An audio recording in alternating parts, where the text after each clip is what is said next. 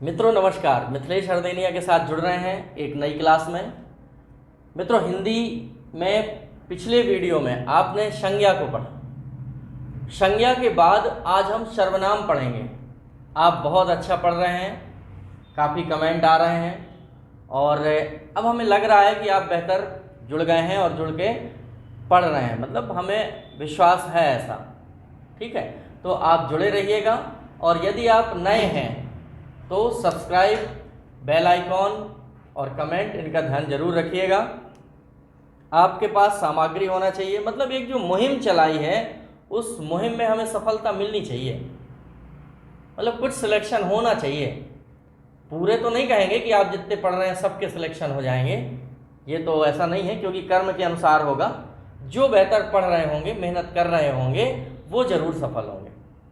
और यदि कुछ असफल होते हैं तो याद रखिए कि आपका असफल होना भी आपको अगली बार सफल होने के लिए प्रेरित करेगा। बस वहां आप हार ना जाएं, हार ना जाएं। मित्रों, आसमां को जिद है गर वहीं बिजलियां गिराने की, तो मेरी भी जिद है वहीं आसियां बनाने की। यदि हमने जो चलाई है मुहिम और उसमें सफल नहीं हुए तो फिर मतलब क्या? हार जाना मतलब जिंदगी से हार जाना कोई मतलब थोड़ी है फिर कि हम एक परीक्षा नहीं निकाल पाए,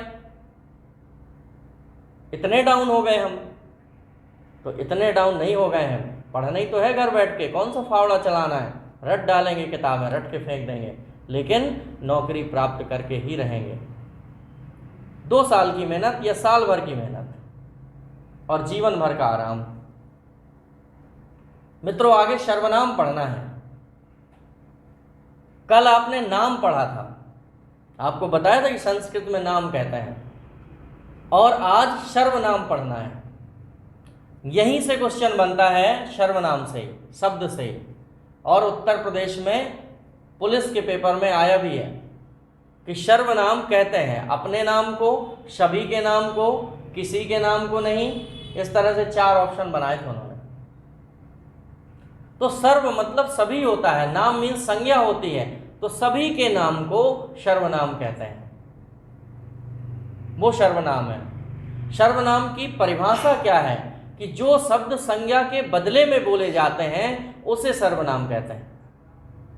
संज्ञा के बदले में बोले जाते हैं मतलब संज्ञा क्या है? किसी व्यक्ति, वस्तु, स्थान, उसको संज्ञा कहते हैं। और संज्ञा का नाम या नाम प्रयोग ना करके नाम के स्थान पर कोई और चीज हम बोलें,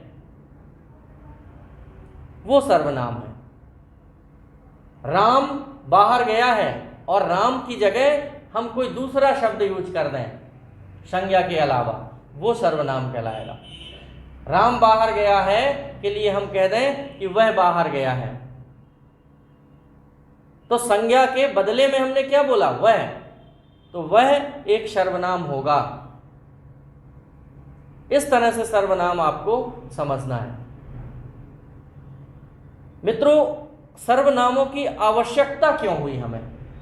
जब हमारा संज्ञा से काम चल सकता था तो फिर हमें इतनी क्या आवश्यकता हुई सर्वनामों को पढ़ने की, सर्वनाम बनाने की? मित्रों, यदि सर्वनाम ना होते तो फिर एक ही शब्द बार बार आता,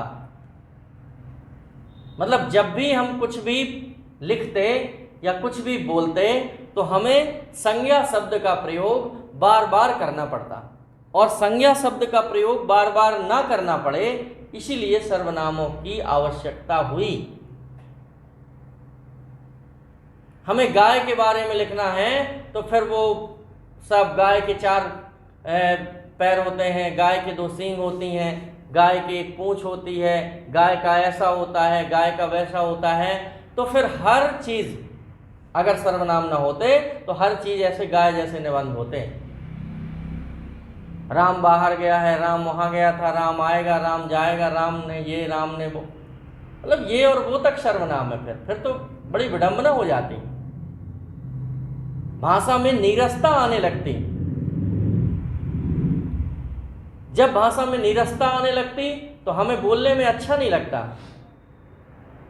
नीरसता क्यों आने लगती? क्योंकि एक शब्द बार बार आता, और जब किसी भाषा में, किसी लेख में एक शब्द बार बार आता है तो हमारा ध्यान केंद्रित हो जाता है उसी शब्द पर। तो फिर प्रॉपर हम जो भाव समझना चाहते हैं उस लेख के, वो भाव नहीं समझ पाते हैं या भाव समझने में कठिनता आ जाती है। तो मित्रों ध्यान रखिएगा कि सर्वनाम की आवश्यकता इसलिए हुई कि हमें संज्ञा शब्दों का प्रयोग बार बार ना करना पड़े, क्योंकि बार बार प्रयोग करने से एक शब्द पर ध्यान केंद्रित हो जाता है और भाव समझने में कठिनाई होती है और भाषा में नीरसता आ जाती है। इसलिए सर्वनामों की आवश्यकता हुई। अब सर्वनाम की परिभाषा हो गई, सर्वनाम की आवश्यकता क्यों हुई ये समझ गए आप। सर्वनाम शब्द का विच्छेद समझ गए आप। सर्व प्लस नाम, सर्व मीन सभी, नाम मीन संज्ञा। तो जो सभी नाम है वही सर्वनाम है। अब सर्वनाम के भेद की ओर चलते हैं। तो मित्रों सर्वनाम के 6 भेद होते हैं। यहां देखिएगा सर्वनाम, सर्वनाम के 6 भेद होते हैं। 1, 2, 3, 4, 5 और 6। इतने पढ़ना है आपको।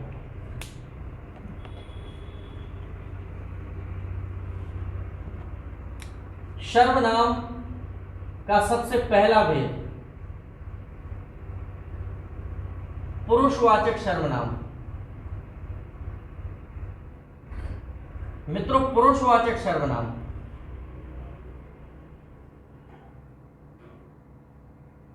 पुरुषवाचक सर्वनाम में देखिए पुरुष शब्द लिखा है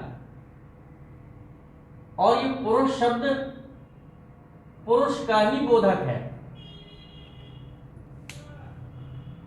पुरुष क्या है, क्या पुरुष समझ लेते हैं मित्रों।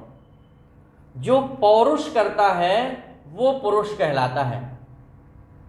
पुरुष का तात्पर्य सिर्फ मेल से नहीं होता, मेल और फीमेल दोनों पुरुष कहलाते हैं, क्योंकि दोनों पौरुष करते हैं। पौरुष क्या है? पुरुषार्थ। पुरुषार्थ क्या है? धर्म, अर्थ, काम और मोक्ष, ये पुरुषार्थ है। तो जो धर्म, अर्थ, काम, मोक्ष के लिए काम करते हैं वो पौरुष कहलाता है और पौरुष को करने वाला पुरुष कहलाता है। तो यहां स्त्री और पुरुष दोनों से लिया जाए, बस यहां वस्तुएं नहीं आएंगी, पशु नहीं आएंगे, व्यक्ति आएंगे। मित्रों शब्दों के भी अलग अर्थ होते हैं। अभी तक हम यही समझते थे ना कि पुरुष मतलब मेल, और लिखा भी रहता है स्त्री पुरुष, लेकिन जो पौरुष करते हैं अपन समाज में बिल्कुल समझते हैं कि पुरुष मीन्स मेल और स्त्री मीन्स फीमेल, लेकिन पुरुष शब्द में यदि जाएं तो पौरुष करने वाले को पुरुष कहते हैं और पौरुष या पुरुषार्थ दोनों लोग करते हैं, स्त्री भी करती है और पुरुष भी करते हैं। मित्रों अपन को अभी शब्द ज्ञान है नहीं है, जब शब्दों में जाएंगे तो बहुत कुछ आपको लगेगा कि अरे अभी तो कुछ भी नहीं आता है, अपन को बहुत पढ़ना पड़ेगा। एक पुस्तक में मैंने पढ़ा कि जो मनुष्य है, तो जो हिंदू है उसको हम मनुष्य कह सकते हैं, मतलब इस्लामिक को हम मनुष्य नहीं कह सकते या मुसलमान को मनुष्य नहीं कह सकते। तो भैया मुसलमान को फिर क्या कहेंगे? तो उसको आदमी कहते हैं।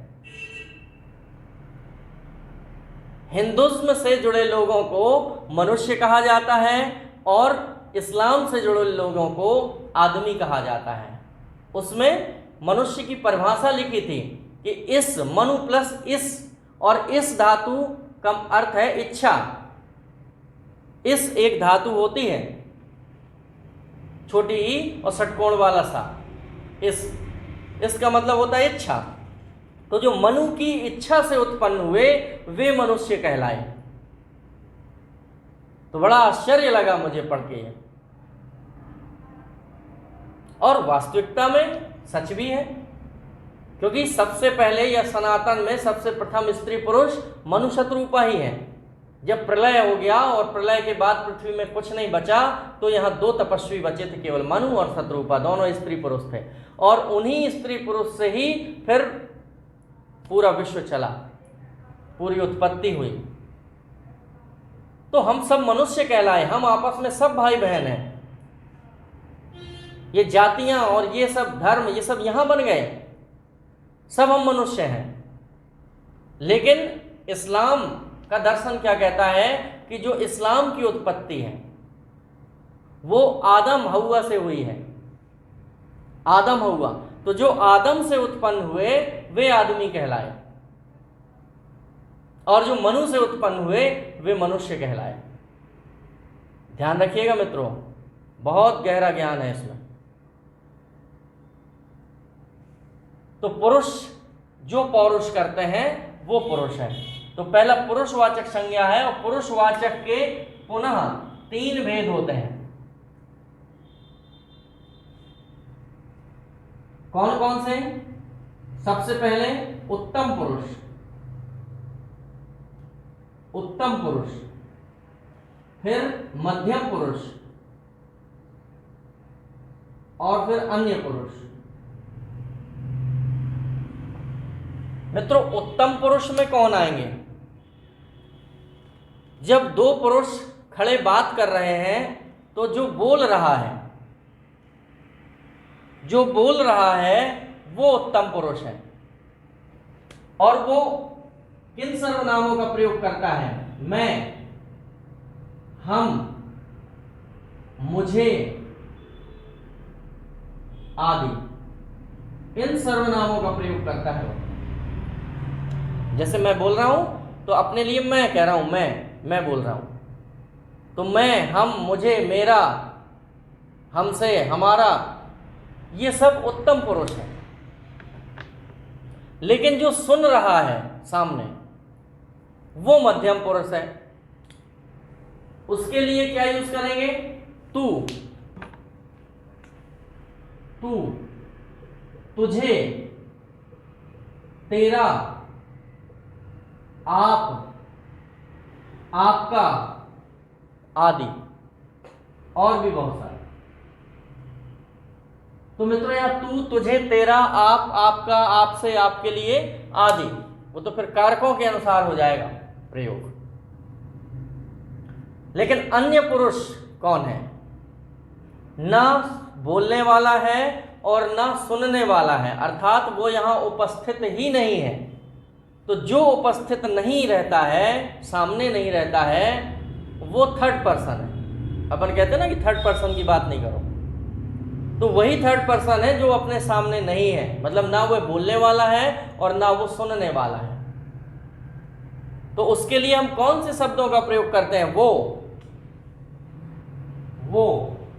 वे, वह, उन्होंने या उन्हें आदि, इस तरह से प्रयोग करते हैं। वे आज भोपाल जाएंगे, वह आज ऐसा करेगा, तो वह या वो यहां तो है ही नहीं।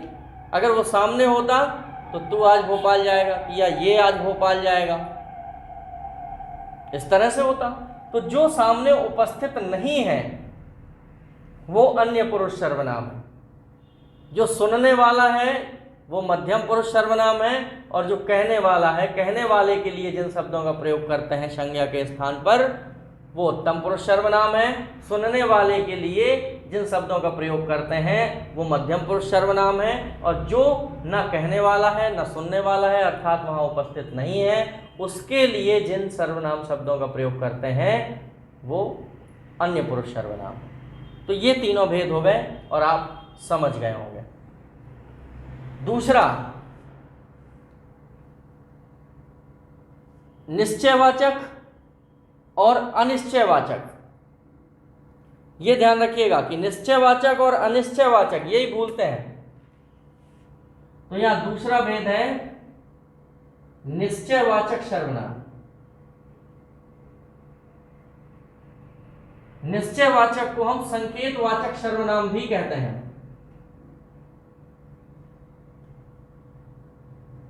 संकेतवाचक, क्योंकि संकेत करते हुए निश्चित किया जाता है। जो यहां शब्द है वही शब्द यहां होते हैं। यह, वह, वो आदि।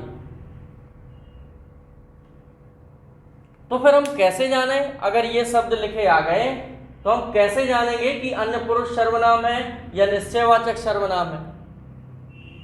तो मित्रों, वाक्य के अन्य शब्दों से ये पता चलेगा।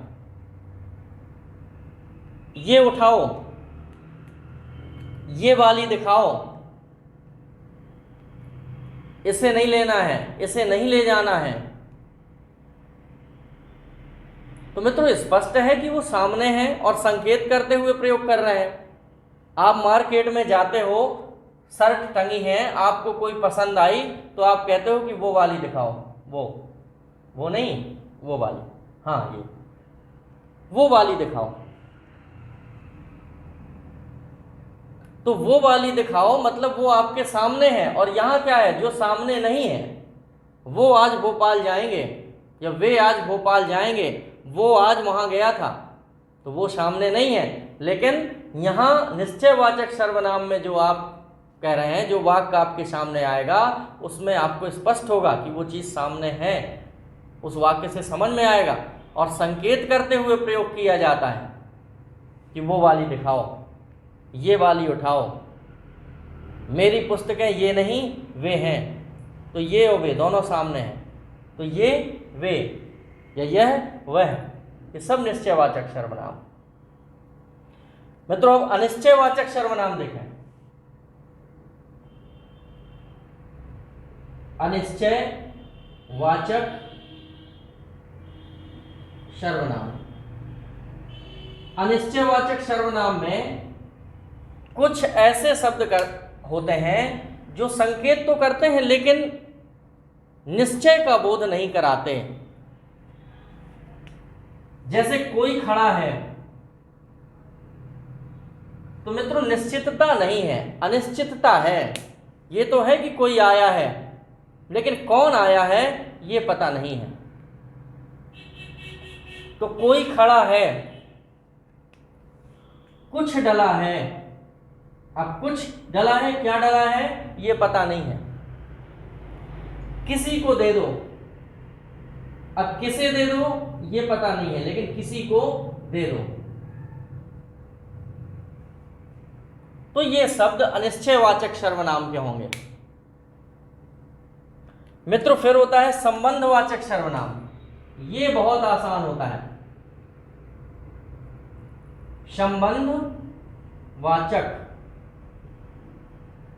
सर्वनाम, संबंधवाचक सर्वनाम में प्रायः दो शब्द आते हैं। एक ही वाक्य में ऐसे दो शब्द आते हैं जो एक दूसरे से संबंध रखते हैं। जैसा, वैसा, जो, वो, जितना, उतना। तो मित्रों, ये पहचानना तो बहुत आसान है क्योंकि ये जोड़े में रहते हैं। उतना खाओ जितना पचा सको, तो उतना और जितना क्या है, संबंधवाचक सर्वनाम है। जो जागेगा सो पावेगा, तो जो और सो संबंधवाचक सर्वनाम है। जैसी करनी वैसी भरनी, जैसी वैसी संबंधवाचक सर्वनाम है। जिसकी लाठी उसकी भैंस, तो जिसकी और उसकी ये संबंधवाचक सर्वनाम है। बहुत आसान है, आपको कौन सा नहीं समझ में आया? मित्रों, समझ में ना आए ऐसा तो संभव नहीं है, ठीक है, क्योंकि हम प्रयास करते हैं, आपको उदाहरण देने का प्रयास करते हैं और समाज से जुड़े हुए उदाहरण हम आपको देते हैं जिनसे आप जुड़े हो। उड़ते हुए उदाहरण नहीं, किताबों के उदाहरण नहीं, स्वयं के द्वारा निर्मित उदाहरण है। इसके लिए हमने नोट्स तैयार किया हुआ है मित्रों, और बड़ी मेहनत से नोट्स बना हुआ है। ये देखिए आप, मैंने खुद अपनी राइटिंग में ये पूरा सब कुछ लिखा हुआ है। तो इसमें मेहनत की है मैंने, 20 पुस्तकों का अध्ययन किया है, और जब 20 पुस्तकों का अध्ययन करके उसका जो निचोड़ है, उसका जो सार है, वो मैंने अपने नोट्स में लिखा हुआ है। और वही मेहनत, वही सार हम आप तक पहुंचाने का प्रयास करते हैं। उसी क्रम में हमें क्रम देखना होता है, इसलिए हम नोट्स सामने रखते हैं कि अब इसके बाद हमें क्या पढ़ाना है। वही क्रमबद्धता और वही सार हम आप तक भेजना चाहते हैं। तो मित्रों, हमारी मेहनत आप बेकार ना जाने दें, समझें और समझ के मनोमस्तिष्क में स्थायित्व बनाएं उस मैटर को। आगे देखते हैं। तो संबंधवाचक सर्वनाम आप समझ गए होंगे। इसके बाद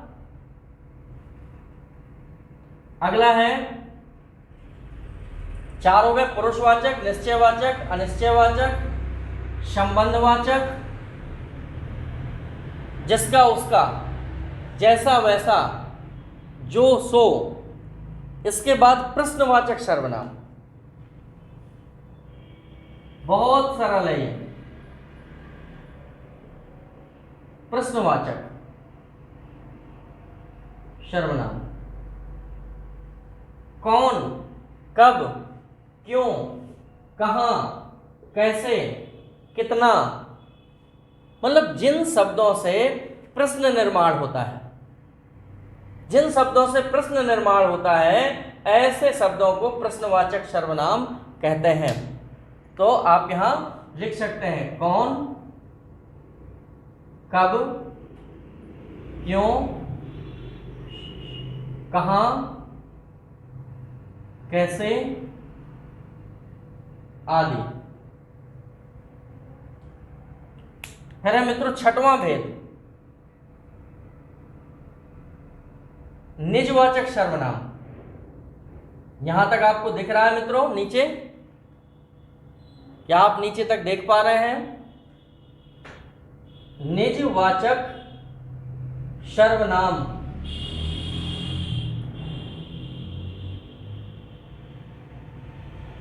निजवाचक सर्वनाम में ऐसे शब्द जिसमें निजता का बोध होता है,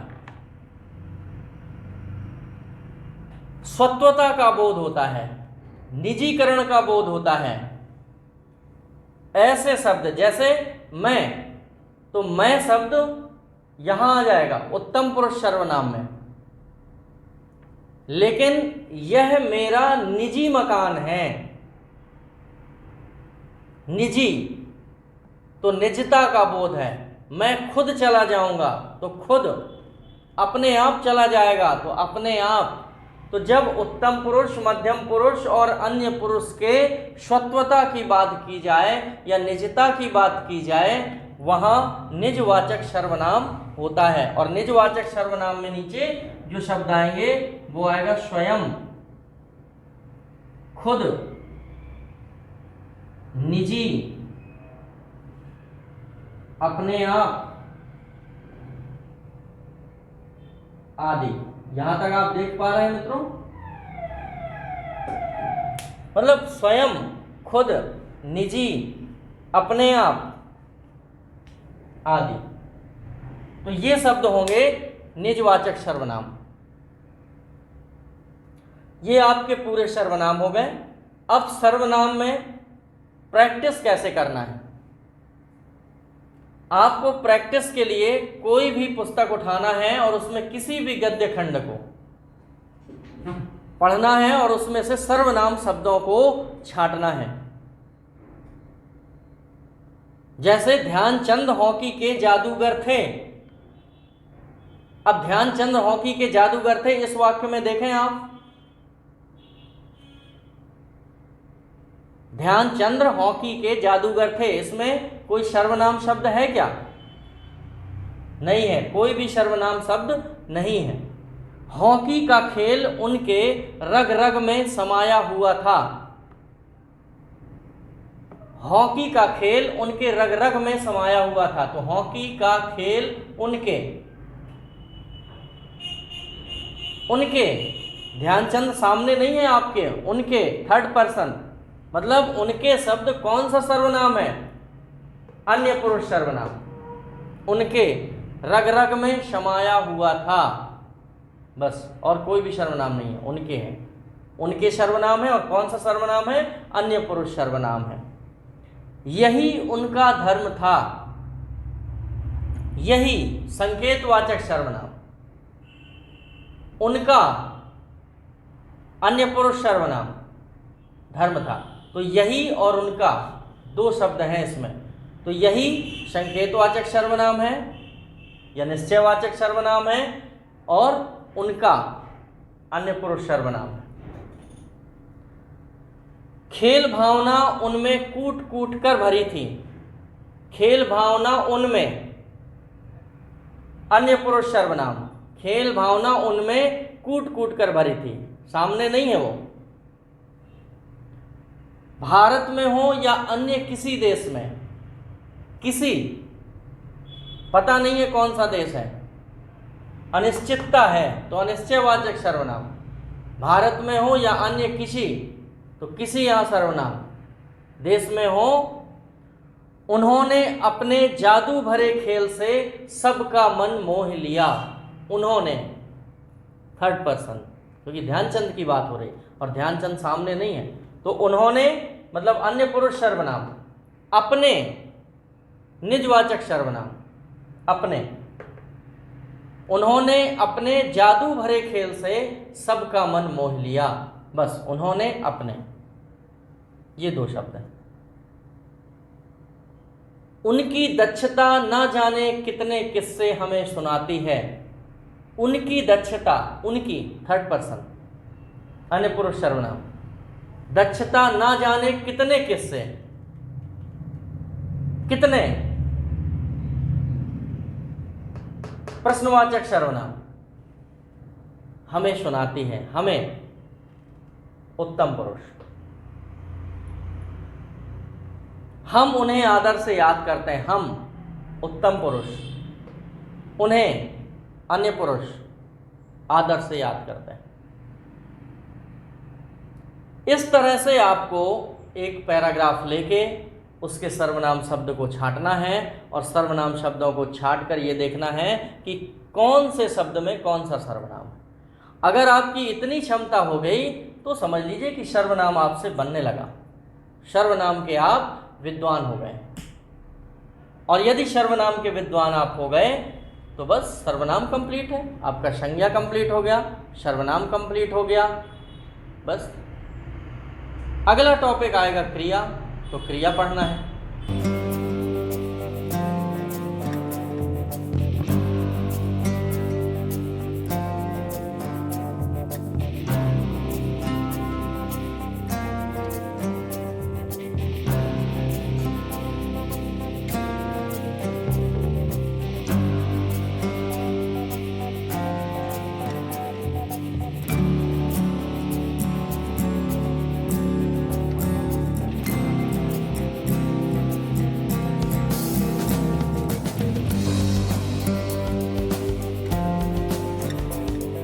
सक्सेसफुल जो सभी एग्जाम को टारगेट करते हुए ध्यान में रखकर ये मिशन चलाया जा रहा है, चाहे आने वाले जितने भी एग्जाम हो, वर्ग 3 महिला सुपरवाइजर, एमपी पुलिस, फॉरेस्ट, पटवारी, सीपीसीटी से रिलेटेड जितने भी एग्जाम है उन सभी को ध्यान में रखकर ये मिशन चलाया जा रहा है। व्हाट्सएप ग्रुप पर स्टडी कराई जा रही है, प्रिपरेशन कराई जा रही है, जिसमें बॉयज़ और गर्ल्स के अलग अलग ग्रुप बनाकर आपकी प्रिपरेशन कराई जा रही है। ग्रुप में आपको time table, strategy, routine, study material, daily and weekly test, guidance, motivation सब कुछ दिया जाएगा। और यहाँ पर ये आप देख सकते हैं अलग अलग ग्रुप बनाए गए हैं, लगभग 22 और आपको ऐड किया जाएगा। तो आप लोग बिना किसी देरी के मैसेज कीजिए और 9981167757 पर आपको ऑडियो मैसेज करना है। व्हाट्सएप से अपना नाम बता देना है, मैं आपको उसी एग्जाम से रिलेटेड ग्रुप में ऐड कर दूंगा। महिलाओं के अलग ग्रुप हैं, पुरुषों के अलग ग्रुप हैं, आप देख सकते हैं, ठीक है। और इसके साथ साथ strategy, routine, syllabus, complete plan आपकी स्टडी के लिए, ताकि आप लोग बेस्ट रैंक हासिल कर सको यहाँ पर, ठीक है। आपकी तैयारी के साथ ही आपको पता लग जाता है कि आप अब अच्छी मेरिट हासिल करने वाले हो, क्योंकि यहाँ पर आपको टाइम टेबल दिया जाता है। हर एग्जाम का अलग टाइम टेबल होता है जो 7 दिन में बदलता रहता है। जुड़ने से आपको फायदा क्या मिलेगा? Time table, strategy, routine, study material, daily weekly test, guidance, motivation सब आपको मिलता रहेगा। जुड़ने के लिए आपको 99811677 और 757 ये व्हाट्सअप नंबर है, इस पर आपको ऑडियो से नाम बता देना है अपना और किस एग्जाम के लिए आपको जुड़ना है वो भी मुझे बता देंगे तो मैं आपको जोड़ लूंगा। सभी एग्जाम की प्रिपरेशन कराई जाती है, सभी एग्जाम की ऑनलाइन ऑफलाइन टेस्ट सीरीज मिलती है, नोट्स मिलते हैं तो आप ले सकते हैं। ये सारा कुछ आप देख सकते हैं। कम से कम 1000 से ज़्यादा स्टूडेंट वर्ग 3 की प्रिपरेशन लगातार कर रहे हैं, जिनने नोट्स मंगाए हैं। 5000 से ज़्यादा स्टूडेंट मेल और फीमेल ग्रुप में जुड़े हैं। खासकर एमपी टीईटी के लिए टाइम टेबल दिया गया है उन्हें, और एमपीटीईटी के लिए जो स्पेशल नोट्स बनाए गए हैं पीईबी जो सिलेबस है उसके हिसाब से, उसको लेकर पढ़ना आप जरूर शुरू करें, क्योंकि उससे पीईबी सिलेबस पूरा कंप्लीट कवर किया गया है। मार्केट में ऐसी कोई बुक नहीं है जो सिलेबस को कवर करे और इतना बेहतरीन स्टडी मटेरियल आपको दिया जाए, जिसमें शानदार पेडागोजी भी दी गई है जो 15 नंबर की आने वाली है, और बाकी आपका जो 15 नंबर का अलग पार्ट है वो भी इसमें अच्छे से कवर आपका हो जाएगा। नोट्स लेने के लिए आप इंदौर में आ सकते हैं, हैंड टू हैंड भी ले सकते हैं, छतरपुर में भी ले सकते हैं। हैंड टू हैंड आपको कम कीमत में वो तुरंत मिल जाएंगे, बाकी आप अपने घर पे भी मंगा सकते हैं स्पीड पोस्ट से। उसके लिए भी मुझे 9981167757 पर मैसेज कर दें। छतरपुर का जो ऑफिस है वो छत्रसाल बुंदेलखंड यूनिवर्सिटी के सामने है। इस तरह के जो नोट्स बनाए गए हैं सारा कुछ स्पेशल फैकल्टी के द्वारा, कोशिश यही की जाएगी कि आपके 125 प्लस अंक आए, चाहे आप किसी भी कैटेगरी से बिलोंग करते हो। 125 प्लस अंक अगर आपके आ गए तो सिलेक्शन आपका वर्ग 3 में होने से कोई रोक नहीं सकता। ठीक है फ्रेंड, अब इसके साथ साथ ऑनलाइन टेस्ट सीरीज जिसकी प्रिपरेशन उन्हें लगता है कि हो गई है वो ऑनलाइन टेस्ट सीरीज भी लगा सकते हैं। ऑनलाइन टेस्ट सीरीज भी मैं आपको प्रोवाइड कर दूंगा। 30 ऑनलाइन टेस्ट मिल जाएंगे, 20 आपको पीडीएफ मिल जाएंगी। ये ऑफिस है हमारे छतरपुर का। यहाँ पर ये आपका चैनल है। प्यार देने के लिए, सपोर्ट देने के लिए बहुत बहुत शुक्रिया आपका। चैनल को सब्सक्राइब कर सकते हैं, जुड़ सकते हैं जितने भी नए मेंबर हैं, और पुराने मेंबर को परिवार का हिस्सा बनने के लिए शुक्रिया फ्रेंड्स। अपनी सेहत का ख्याल रखें, कोरोना से बच कर रहें। God bless you, all the best and take care.